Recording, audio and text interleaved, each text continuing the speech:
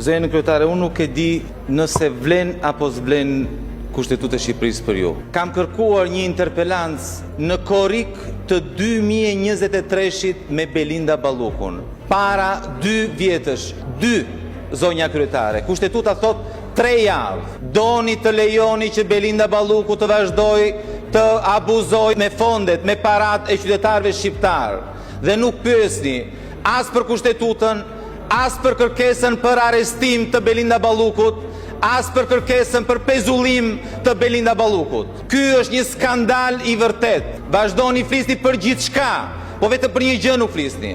Si të mbrojmë paratë e qytetarëve shqiptar nga ajdutët, nga abuzuesit. Ky është problemi, zonja kryetare. Ndërkohë, zëvendës kryeministja çfarë bën?